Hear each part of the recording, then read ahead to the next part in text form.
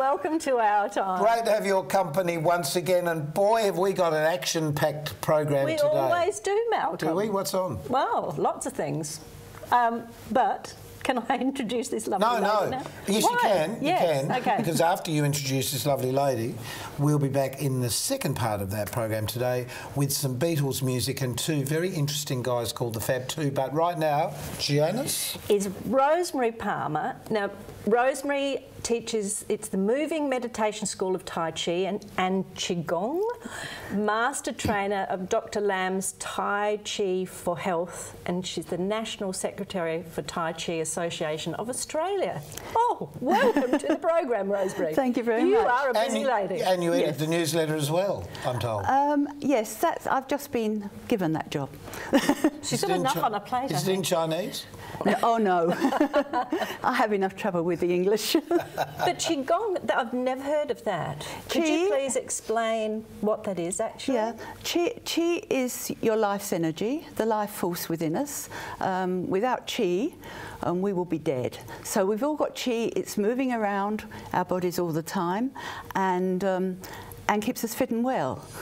So like we're plugged into the power without the cords. Exactly, yes, yes. We're using universal energy, if you like. Yeah. And Kung simply means skill or art, something that you practice and you do really well. So say, for example, you're a tennis player and you're very good at it, then that will be your Kung Fu. So Gong is a skill. And so Qigong, learning how to transfer energy efficiently around your body to keep you fit and healthy. Well, and it's better than needles. Better than needles. Better than needles. Yes. Oh, yeah. Or tablets. Actually, I've had all that, and I didn't find. I expected to feel the, you know, the needle go in for the what do you call it? Acupuncture. Acupuncture. Yes. But you didn't. But Phil, our illustrious floor manager, came to one of your classes.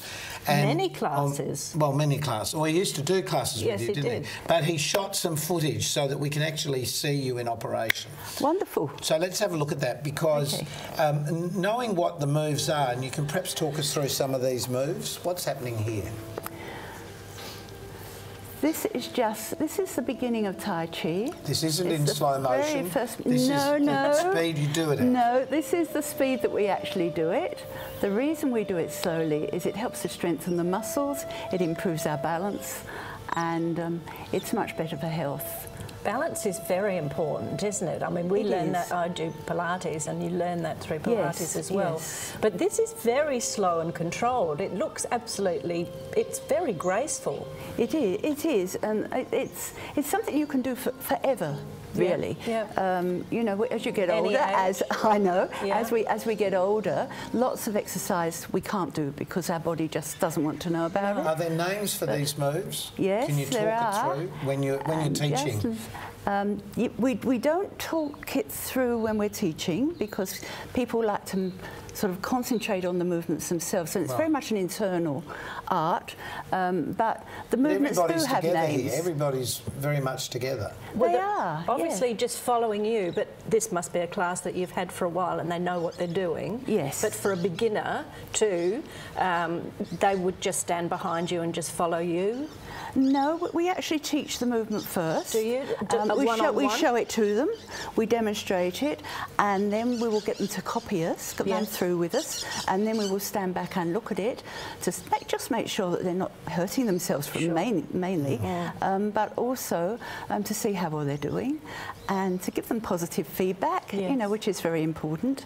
And these are swords. I've just realised they're swords.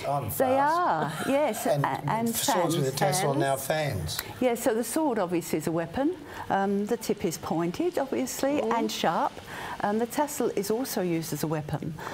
Used to have metal on the ends of it, and when you swung, it will become a weapon in its own right. And the fans? And the fan also has steel blades, and they were really quite deadly. Wow. The scholars used to carry the fans around in the heat in China because it was unseemly to carry swords. Right. And so they would carry their fans, but if they were attacked, Then open the fan. Yes. Hit them over the head with your tassel, I say. So we just had a little bit of footage of indoors there where some classes be held. Do you hold many outside if the weather is right? We do. We generally have park practice sessions in the summer more so. It's very cold, very cold at the moment. Sure. But we do run early morning session in the summer, and we run weekend sessions. You see that every morning. Yes, you see people doing. Yes, they don't have the luxury of having venues either, like we have here. Here we've got halls that we can use. Why they do it so often outside? But they don't have those sort of venues. There's too many of them. It's too busy, too built up. It's just not enough space. So they do everything outside. And Tai Chi, they do dance. They dance outside. You will see them. Even sort of practicing their Tai Chi at the bus stop. So yeah, and it's young people as well. It's not just old people. No. You know, people tend to think that Tai Chi is just for people who are getting older, and of course it is, because we can continue doing it when we're older. But a lot of the time, it's suitable for young people. Kids going into their matriculation to help them relax and to cope with study. Oh, yes, of course, it would be very good for that. So it's control of mind over body. It is. It's using that inner force to, like, you controlling your body, but is it using the inner force to relax the body, or is it the moves slowing everything down that relaxes you? It's probably a bit of both. I think the relaxation is probably one of the hardest things to learn because we're very tense. You know, our lifestyle is such that it's so fast that we do tighten up, we tense up. And Tai Chi is a way of letting go. And as a meditation, you can only focus on one thing at a time. And that is the movement. And is that the reason why it's slow like that, so that you have to give it sort of 100% concentration? It is, and it's guided by your breathing. And for health, we're trying to slow and deepen the breath to make it more efficient. And therefore, by moving slowly with the breath, we've talked about this before, Rosemary, when we've had people on talking about exercise and how important it is to concentrate on your breathing. Yes. But it is, I mean, you can't actually balance properly unless you're breathing properly, can you? That's right, and you have to use your core muscles. You know, you really do have to use the muscles. You have to be aware of your alignment. All of this makes, I guess, sense for the body, because if we're well aligned, our organs have got more room to function properly. The breathing will massage the organs as we're moving, and so you get this body-mind thing going on all the time. Rosemary, I have some odd news for you. You're not Asian.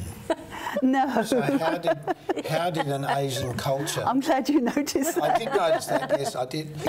Not saying anything wrong if you were, but no. But what interested you then in taking this up? I was actually on a cruise. And on the cruise ship, they were actually had, you know how they run classes when you're at sea, and they actually had Tai Chi on. And I thought, well, that looks interesting. I used to dance when I was younger, and I thought, you know, it's just like dance. I must have a go at that. A bit slower. So went along, tried it, and absolutely loved it. And when we came back to Adelaide, of course, it was really hard to find a teacher. Finally did. And then when the Australian Academy of Tai Chi came to South Australia, I joined them and stayed with them for 9 years. And that was when Phil, the floor manager, and I met. And he was actually... Was he any good? He was. He actually taught with us for a long time. Oh, Phil, we learn something new every day. I have a very interesting skill there. You can see what he's doing, Bob. I can just imagine. I have a very interesting idea for the end of the segment, but we'll have to wait for that. So as you said, you can take this up at any age. Yes. And you can virtually do it until you're any age. Yes. Because of the pacing of it. Yes. People interested in picking this up, is there any sort of website, or is there something they can find where they might get a local class? Yes, they can go onto our website, mytaichi.com.au. Say that again. mytaichi.com.au. Or they can email me, and that's movingmeditation@mytaichi.com.au. Okay. Very good. What we should do is we should just try a bit, but you know, you and I, we do this all the time. I just thought it'd be interesting if Phil came in and showed us something. Phil, if you could come over here, Phil. Yeah, Quick, Phil, we're nearly out of time. Quick. This is all Phil. stand. We're going to stand up, everyone, so just get ready for this. Phil, back here in the corner, we'll just move everything out of the way. here. Just over here, Phil, please, in the middle. Over here, this is Phil. Over here, Phil. Where are you going? Stop being a floor manager. Stop carrying the cage. That's all right. Fabulous. Just start us off. We'll all have a go at this, but we're all eyes on Phil. Okay. So, so what we're going to do, we're just going to do our just the first movement, Phil, of the Tai Chi. So we stand with our feet shoulder width apart, and make sure you're not locked your knees in. Okay. Soft. And you're going to, feel the ground under your feet. Feel as though you're sinking right into the ground, and push through your feet. And as you do that, bring the arms up slowly. And then just drop the elbows, drop the shoulders, and press down gently. Now we get the clever bit. We're going to turn a little bit and hold a big beach ball. Oh, I'm turning the wrong way. Oh, no, you're fine. And then you're going to just step forward a little bit, and we're going to stroke a bird. So top hand comes down, bottom hand comes up. Oh, I'm going the other way now. And that's it. That's the first movement. And we would only teach that one movement a week. So very Could you sit in the lotus easy to position, do. please? Just here. Just sit, Phil, sit. Rosemary, that's terrific. So it's really quite simple. Thank you. Well, get out. You've done your bit. What's it called? Okay. Sorry, people. So come a bit further forward. So how long does a class go for normally? We usually run for an hour, but we take a break halfway through. That gives people time to rest if they need to. Have a cup of Chinese tea? Exactly, yes. Have Chinese tea. And if they've got any questions they can, and they don't like to ask in front of everyone else, they can ask me in the break. Look, thank you so much for doing all of that and giving us a chance to get Phil you on were so good. He's a natural. Unnatural talent. We're coming back in a little while with some Beatles music, so stay with us here on Our Time. Thank you, Rosemary. Thank you.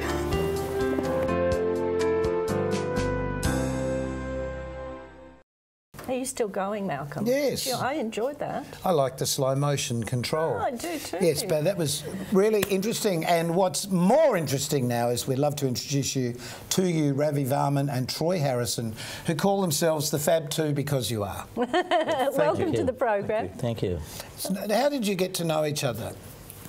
I should say, because you're from Malaysia and you're from here.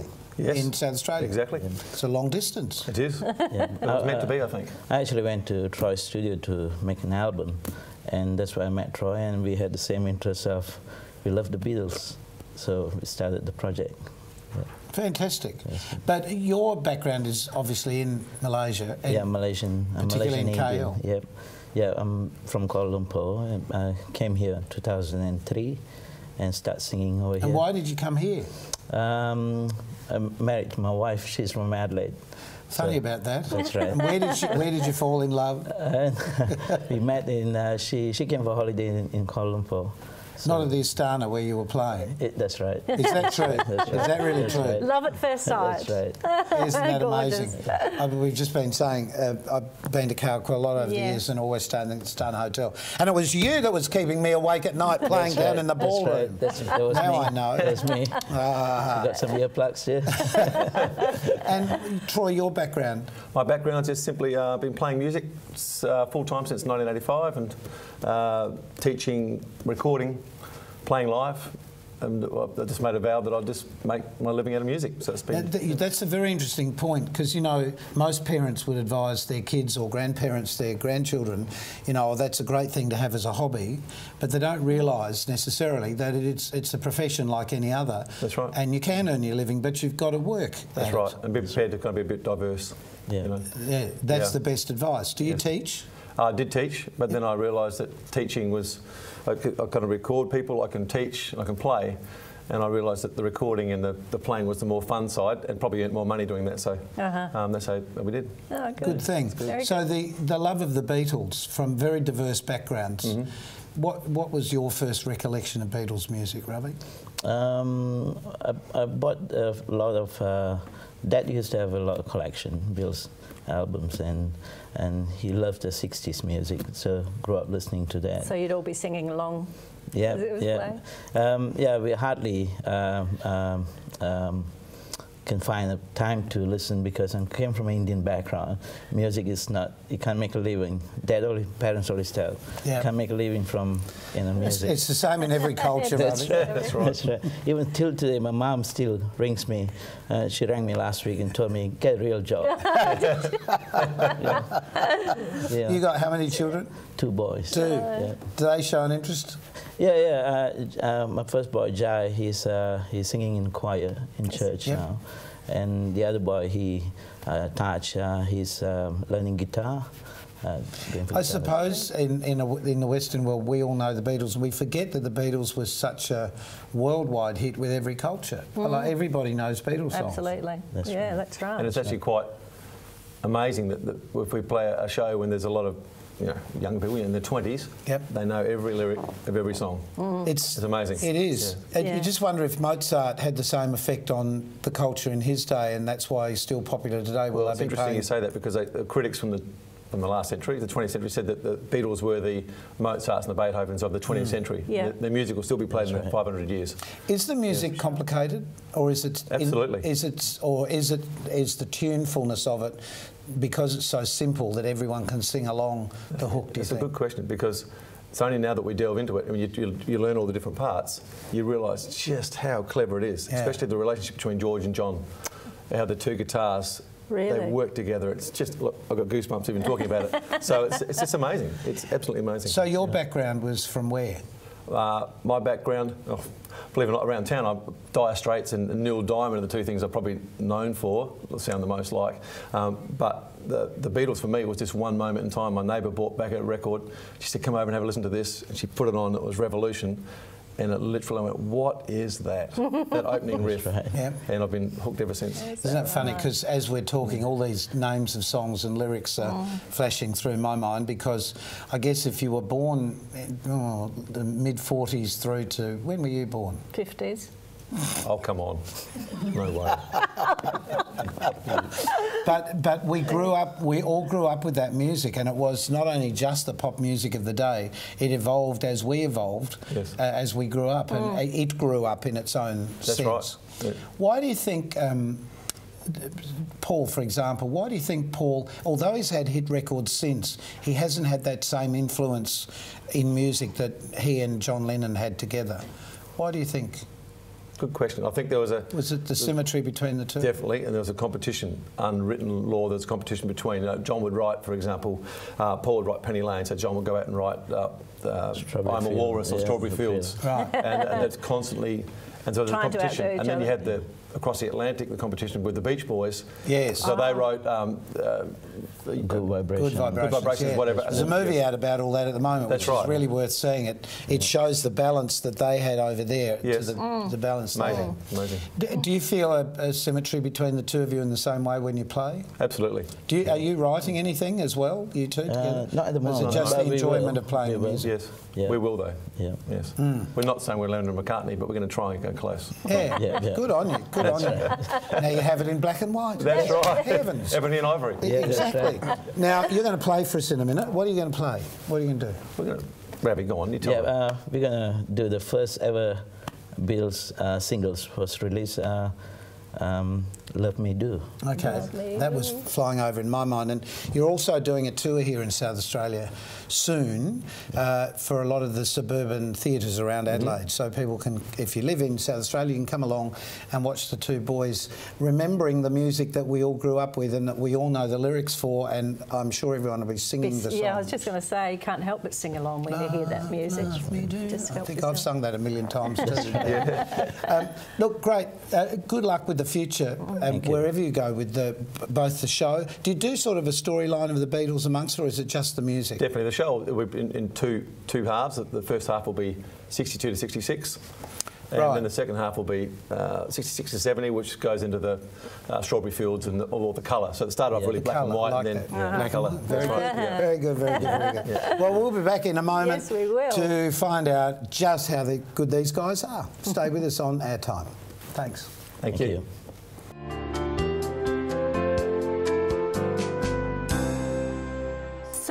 here we are for our musical interlude, Ravie and Troy. Oh, it's almost the Fab Three.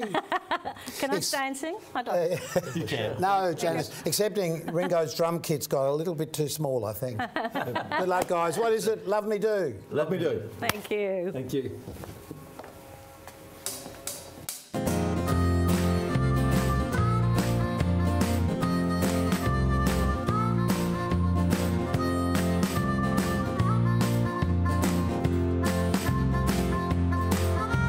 Love, love me do. You know I love you. I'll always be true. So please, love me do. Oh, oh, love me do. Love, love me do.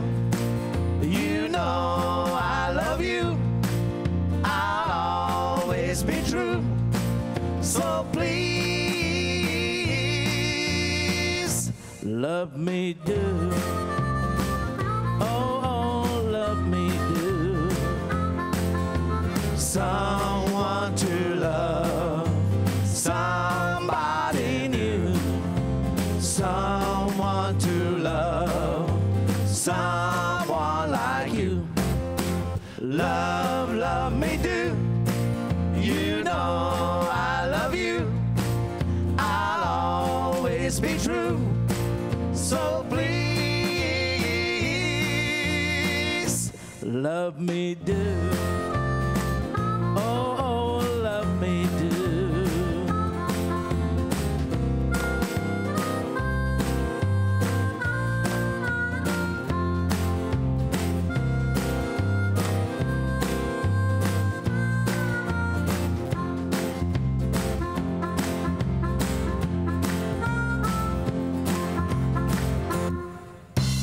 Love, love me do. You know I love you. I'll always be true. So please, love me do. Oh, oh, love me do. Oh, love me do. Oh, love me do.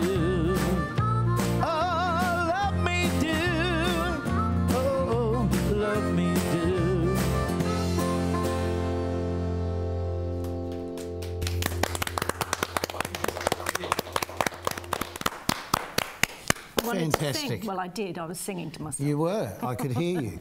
You know, it's amazing, the music of the Beatles, it really does take you back. And through my head, I remembered going home on the school bus, and that was the hit song at the time, and there was a girl I was a bit sweet Keen on? Keen on, yes. Sweet on was the expression, I think, in those days, who had been or was in London, sent us a letter about these 4 boys who had these Three Stooge haircuts, Mo haircuts, yes. she wrote in the letter. And I remember reading it on the bus and imagining what they would look like, because we didn't have pop clips in those days either.